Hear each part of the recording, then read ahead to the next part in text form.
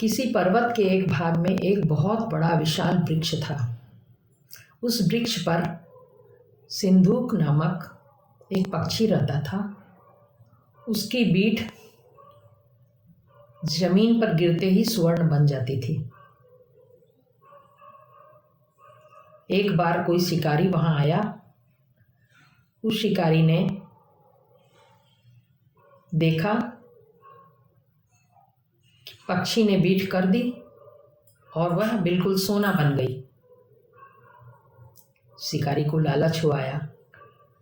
उसने तुरंत ही वृक्ष पर जाल लगा दिया।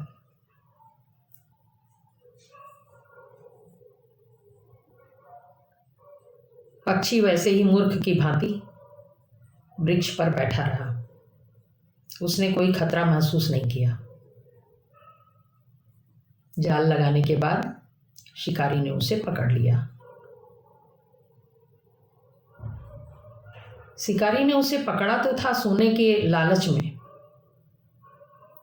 उसने पिंजरे में डालकर वह घर ले आया उसे, किंतु अब सोचने लगा कि ये पक्षी तो मेरे लिए खतरा बन जाएगा। अगर कोई इसे देख लेगा सुवर्ण की विष्ठा करते हुए तो निश्चय ही राजा को शिकायत कर देगा और राजा मुझे बुलाकर सजा देंगे। इसलिए मैं ही उन्हें क्यों ना भेंट कर दूं इस पक्षी को। ऐसा सोचकर शिकारी सीधे राजा के पास गया। उसने अपने लिए कुछ स्वर्ण लेने की नहीं सोची। डरा हुआ शिकारी तुरंत राजा के पास पहुंच गया और राजा को वह पक्षी भेंट करके बताया कि इस पक्षी की बीट गिरते ही स्वर्ण बन जाती है, सोना बन जाती है। राजा तो बहुत खुश हो गया। अत्यंत प्रसन्न होकर उसने अपने मंत्रियों से कहा कि इस पक्षी की खूब अच्छी तरह देखभाल की जाए, बहुत अच्छा भोजन देके, जो इसे पसंद हो वह भोजन खिलाओ, क्योंकि ये तो रोज अब जब बीट करेगा तो सोना देगा। राजा को तो अब अपना राजकोष सोने से भरता हुआ दिखाई देने लगा। किंतु राजा के मंत्री ने कहा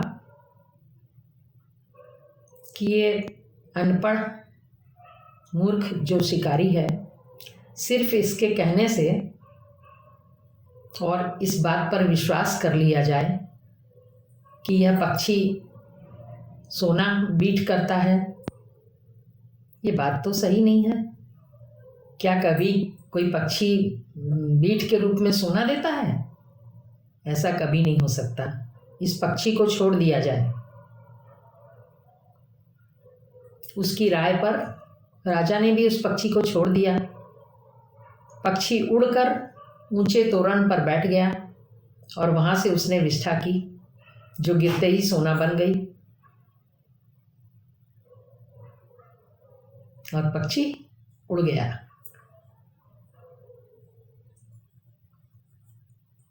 पहले तो पक्षी ने मूर्खता की थी, शिकारी के सामने विष्ठा की थी, और अब राजा ने मंत्री को दे दिया और मंत्री की राय मानने की मूर्खता राजा ने कर दी और पक्षी को छोड़ दिया।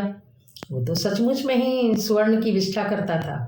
राजा धोखा खा गया, पक्षी उड़ गया, छूट गया।